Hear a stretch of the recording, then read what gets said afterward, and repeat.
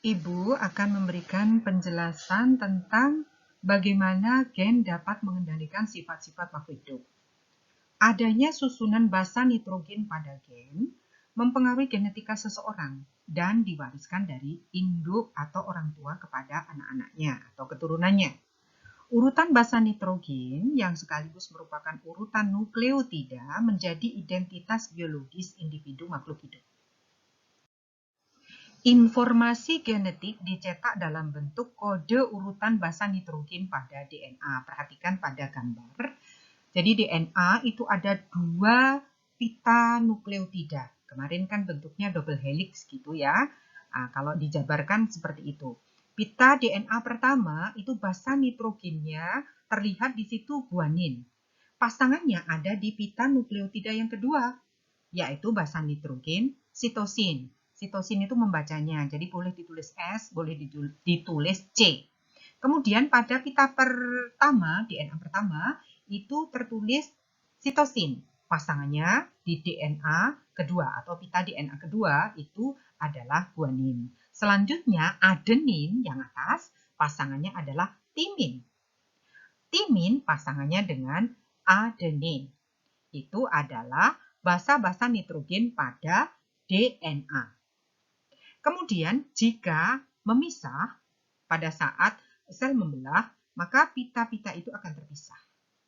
Nah, pita-pita terpisah itu akan membentuk masing-masing akan membentuk RNA. Kode yang ada pada DNA itu disebut sebagai kode genetik atau kodon. Kode genetik berperan untuk menentukan asam amino apa yang harus dibawa oleh RNA bawahnya itu. Ya, RNA bawahnya itu adalah RNA transfer. Begitu ya, Nak. Pertanyaannya, berapa nukleotida yang diperlukan untuk mengkode penempatan asam amino? Asam amino itu berjumlah 20 macam. Setiap kodon mengkode satu asam amino. Jika hanya terdiri dari kira-kira ini, kalau misalnya ADN itu atau DNA itu hanya terdiri dari satu nukleotida saja, maka hanya akan didapat 4^1. Berarti ada 4 kodon. Kode genetik yang menggunakan kodon terdiri dari satu nukleotida disebut kode singlet. Kode singlet ini tidak memenuhi syarat karena 4 kodon tidak dapat mengkode 20 macam asam amino. Atau misalnya pada DNA itu hanya terdiri atas 2 nukleotida saja, maka hanya didapat 4^2 sama dengan 16 kodon. Kode genetik yang menggunakan kodon terdiri dari 2 nukleotida disebut kode duplet. Kode duplet ini tidak memenuhi syarat karena 16 kodon tadi belum mampu mengkode 20 macam asam amino. Jika terdiri dari 3 nukleotida, perhatikan yang ada di gambar 3 nukleotida, maka akan didapatkan 4^3. Berapa 4^3? 4 kali 4. 4 kali 4 kalikan 4 lagi. Berarti jumlahnya 64 kodon. Kode genetik yang menggunakan kodon 3 nukleotida disebut kode triplet. Meskipun kelebihan 44 kodon, kelebihannya 44 kodon, Nak, karena 64 dikurangi 20 asam amino, ya. Itu kode triplet ini memenuhi syarat pengkodean asam amino. Karena apa? Karena beberapa macam asam amino dapat diberi kode oleh beberapa kodon. Sampai sekarang kode triplet inilah yang dipakai. Bagaimana gen dapat mengendalikan sifat makhluk hidup? Mari kita lihat. Pengendalian sifat makhluk hidup yang dilakukan oleh gen tidak terlepas dari kode genetik yang terjadi pada gen. Kode genetik ini dibentuk oleh basa nitrogen. Ingat, basa nitrogen itu adalah bagian yang seperti anak tangga ini. Dan kode genetik ini nanti akan diwariskan kepada keturunannya. Nah, perhatikan sekarang ini satu potong DNA, ya, potongan DNA merupakan gen kan? Nah, ini satu potong DNA. Kenapa satu potong? Ibu katakan satu potong karena ada satu gunung, lihat ini, satu gunung dan satu lembah. Ini setengah itu ya, setengah di sini sebenarnya. Dan jadi kalau pada pita ini, pada pita yang berwarna kuning, ini satu gunung, satu lembah. Satu lembah di sini. Sehingga dalam satu gen ini ada 10 pasangan basa. Ya, seperti itu. Nah, kalau pita yang biru harusnya sampai di sini ini. Jadi di bagian ini setengah lembah, ini juga setengah lembah, dan ini satu bukit. Ya, ini satu bukit. Kalau ditinjau dari bagian lembah, ini bagian yang di bawah, ini juga bagian yang di bawah.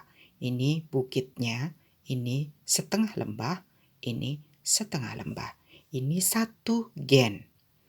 Basa nitrogen yang kalau kita melihatnya sebagai anak tangga begitu ya nak, ini pasangan dari basa.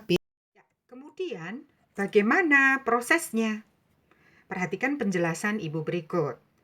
Ketika sel membelah, sel yang ada pada tubuhmu itu membelah, atau sel yang ada pada makhluk hidup itu membelah, maka kromosom yang berada pada inti sel, jadi ini prosesnya ini ada di inti sel, akan memisahkan diri. DNA-nya juga akan memisahkan pita nukleotidanya.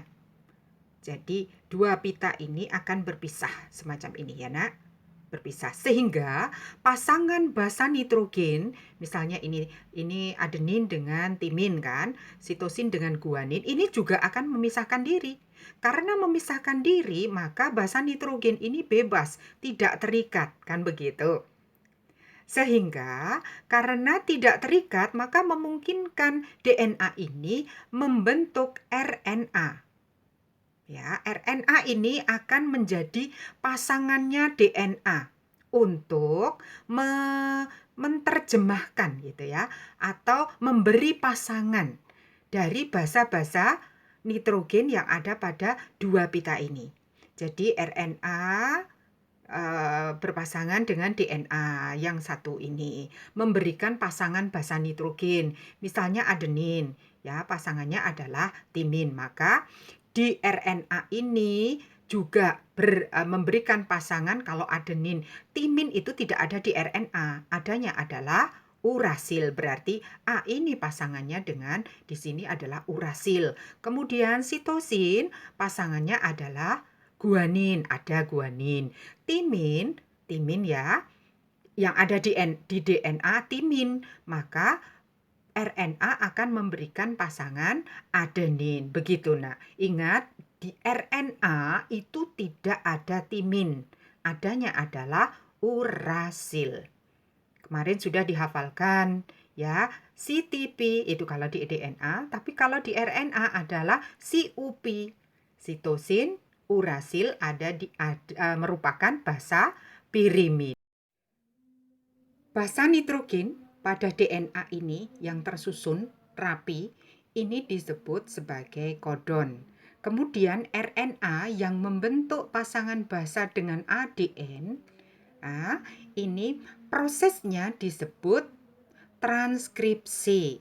Jadi proses pembentukan pasangan basa nitrogen yang dilakukan oleh RNA. Ya, kemudian setelah lengkap membentuk pasangan basa nitrogen, maka mRNA ini akan menuju ribosom. Ya, akan menuju ribosom. Sampai di ribosom, basa nitrogen ini terbaca atau dibaca oleh RNA yang berada di sitoplasma yang disebut sebagai tRNA. RNA ini membaca basa nitrogen pada RNA sesuai dengan pasangannya. Artinya kalau adenin dengan urasil. pasangannya. Jadi ini misalnya di sini adenin, di sini urasil. Kalau ini guanin di sini nih, maka tRNA adalah sitosin. Kalau di RNA messenger gitu ya, ini adalah sitosin, maka di RNA transfer ini adalah, kalau sitosin berarti guanin. Nah, berdasarkan urutan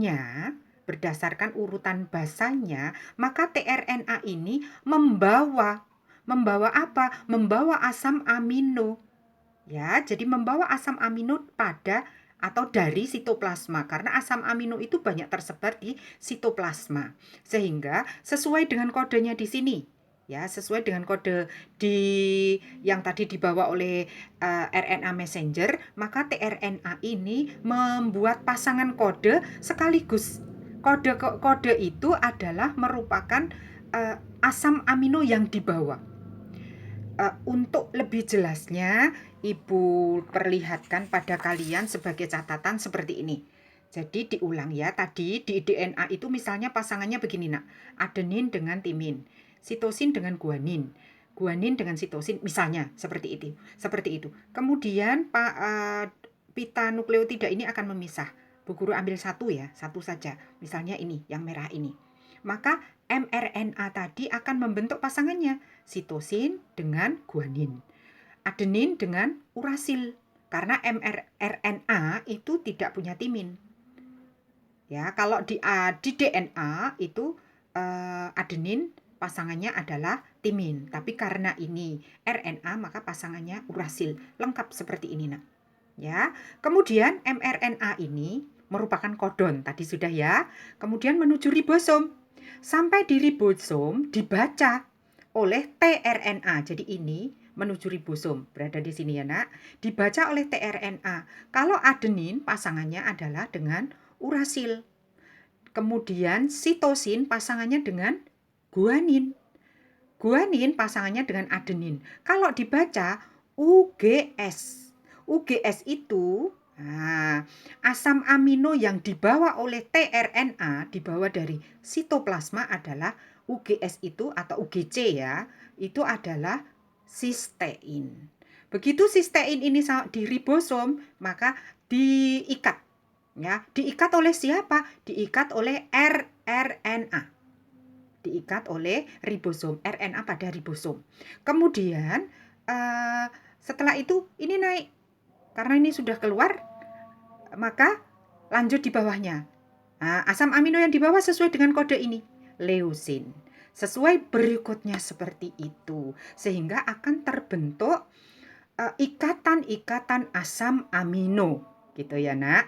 Dan ikatan-ikatan antar asam amino itulah yang menentukan sifat-sifat tertentu pada makhluk hidup. Kalau misalnya timbul pertanyaan, apakah RNA ini dalam membaca selalu benar? Ya, tidak selalu benar. RNA bisa salah dalam menerjemahkan kodon DNA. Akibatnya akan terjadi perubahan ikatan asam amino yang mengakibatkan juga terjadi perubahan sifat makhluk hidup. Atau bagaimana jika nukleotidanya dihilangkan, misalnya secara alami maupun secara sengaja dihilangkan? Maka jika penghilangan dilakukan secara sengaja disebut rekayasa genetik. Jika keliru dalam menerjemahkan atau hilangnya tidak sengaja, dalam hal ini adalah di dalam gen itu sendiri, maka disebut mutasi gen. Begitu ya nak. Semoga penjelasan Ibu dapat diterima.